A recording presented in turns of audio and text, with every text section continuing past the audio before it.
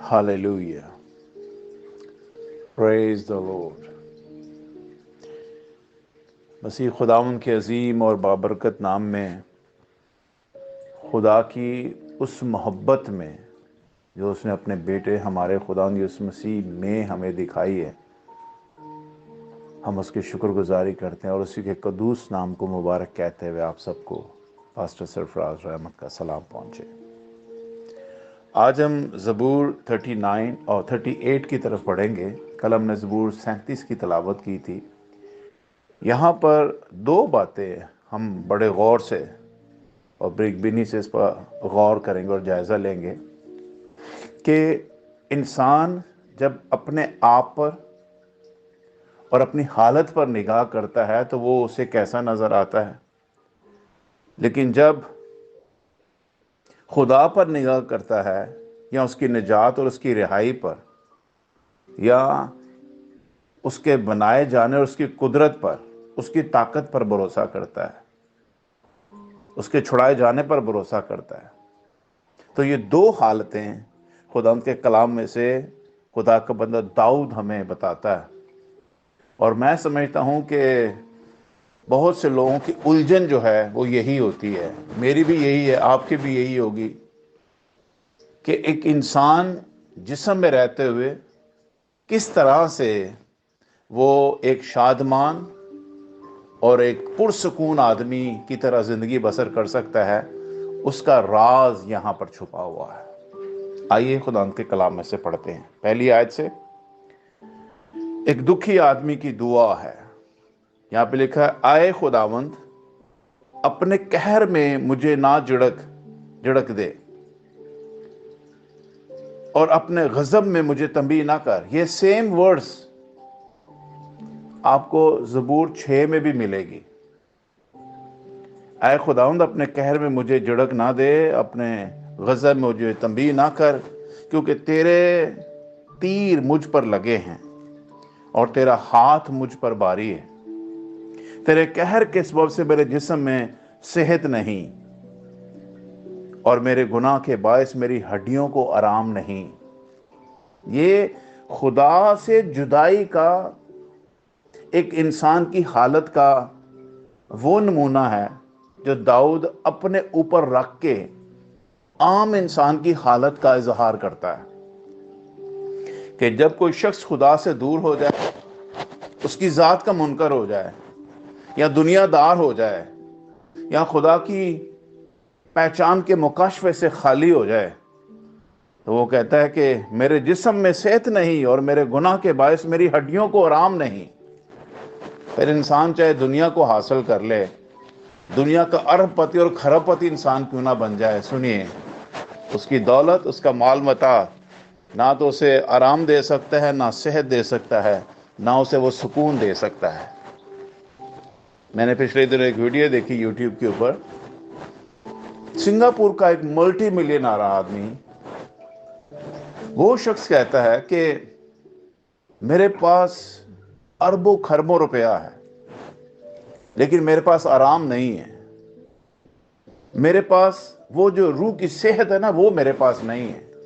जो एक मैं आम से शख्स को जो अपने अंदर एक खुशी और एक शादमानी रखता है, वो मेरे अंदर नहीं है। एक बेचैनी और एक तोड़ फोड़ सी अंदर रहती है, और मैं इतना कुछ होने के बावजूद कभी मैं उस तरह खुश नहीं होता हूं जैसे एक आम सा आदमी खुश होता है।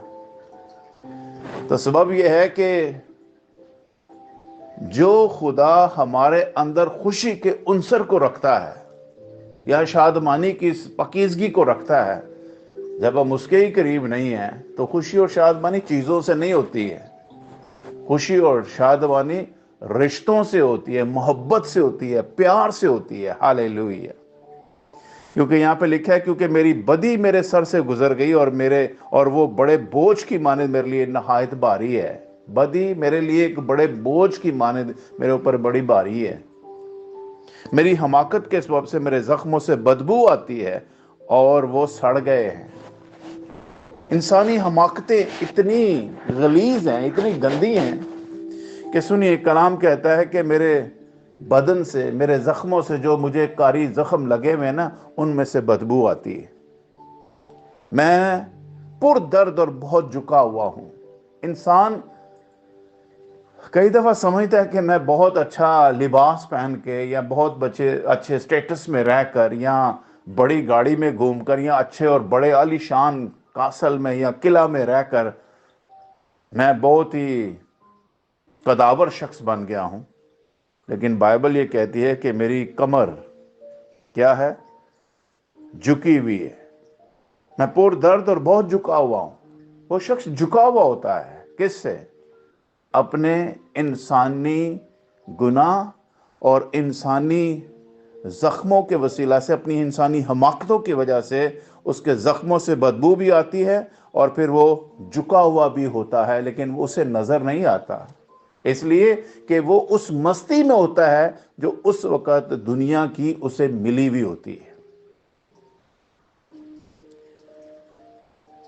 میں دن بھر ماتم کرتا اور پھرتا ہوں کیونکہ میری کمر میں سوزش ہی سوزش ہے. سجیاں ہیں، میری کمر سجی ہے، سوزن ہی سوزن ہے. جہاں ہاتھ لگاتا ہوں وہیں سے مجھے ایسا لگتا ہے جیسے پس پڑی ہوئی ہے اور میرے جسم میں کچھ صحت نہیں. میں نحیف اور نہایت کچلا ہوا ہوں اور دل کی بے چینی کے سبب سے کراتا رہا. آئے خداوند، میری ساری تمنا تیرے سامنے ہے اور میرا کرانا تجھ سے چھپا نہیں. میرا دل دھڑکتا ہے، میری طاقت گھٹتی جاتی ہے. میری آنکھوں کی روشنی مجھ سے جاتی رہی، میری آنکھوں کی روشنی بھی مجھ سے جاتی رہی، مجھے کچھ نظر نہیں آتا. میرے عزیز اور بہت دوست میری بلا میں الگ ہو گئے اور میرے رشتہ دار دور جا کر کھڑے ہوئے، دور جا کر کھڑے ہوئے. میری جان کے خواہ میرے لیے جال بچھاتے ہیں اور میرے نقصان کے طالب شرارت کی باتیں بولتے ہیں اور دن بھر مکر و فریب کے منصوبے باندھتے ہیں. سنیے غور سے، 15ویں آیت سے میں آپ کے لیے ایک پر امید شخص کے بارے میں چند ایک باتیں پڑھنے لگا ہوں. کیونکہ اے خداوند مجھے تجھ سے امید ہے. اب داؤد اپنی جسمانی حالت کو بیان کرتے ہوئے پھر ایک زندہ امید کی بات کرتا ہے کہ میری اس جسمانی حالت کا ذمہ یا میری اس جسمانی حالت کا ذمہ دار میں خود ہوں، کیونکہ میں نے تیری امید چھوڑ دی تھی. میں نے تیرے ساتھ ملاقات کرنا چھوڑ دیا تھا، میں نے تیرے ساتھ ٹائم سپینڈ کرنا چھوڑ دیا تھا. میں نے کبھی بھی تجھے خاطر میں نہیں لیا، میں نے کبھی تجھ سے مشورت نہیں لی، میں نے کبھی تیرے ساتھ بیٹھ کر باتیں دو چار نہیں کی. کیسے میرے اندر زور آتا، کیسے میرے اندر طاقت آتی، کیسے میرے اندر سکون آتا؟ کیونکہ سکون کا منبع تو آپ ہے، پرنس آف پیس تو آپ ہیں، زندگی کے مالک تو آپ ہیں، روشنی کے مالک آپ ہیں، ہر چیز کی کریشن کے مالک آپ ہیں. میں نے اپنا ناطہ ہی آپ سے توڑ دیا تھا، میں نے اپنی امید گاہ سے اپنے آپ کو دور کر لیا تھا، تو میں کس طرح اس حالت میں یعنی زندگی کی حالت میں واپس آ سکتا تھا؟ تو وہ کہتا ہے کیونکہ اے خداوند مجھے تجھ سے امید ہے. خداوند میرے خدا تو جواب دے گا، کیونکہ میں نے کہا کہ کہیں وہ مجھ پر شادیانہ نہ بجائیں. جب میرا پاؤں پھسلتا ہے تو وہ میرے خلاف تکبر کرتے ہیں. کون؟ دنیا دار لوگ. داؤد میری اور آپ کی تصویر بن کر خدا کے سامنے اپنے کیس کو فائل کرتا ہے. اور آج میں سمجھتا ہوں کئی دفعہ ہماری کئی الجھنیں ہیں جن کو روحانی طور پر ہمیں مل نہیں رہی ہوتی ہیں اور ہم ادھر ادھر بھٹکتے رہتے ہیں، لیکن ہمیں ان کا جواب نہیں ملتا ہے.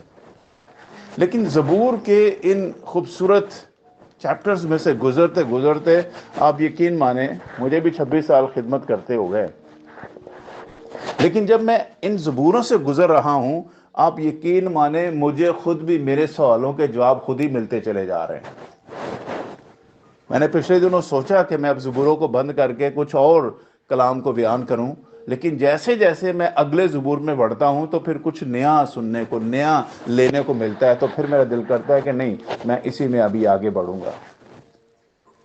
تو یہاں پر جب وہ اپنی زندہ امید کی بات کرتا ہے تو وہ کہتا ہے میں اے خداوند میرے خدا تو جواب دے گا. میں یقین کرتا ہوں کہ میں نے جب تیرے سامنے آس لگا کے رکھی ہے تو اس کا جواب دے گا.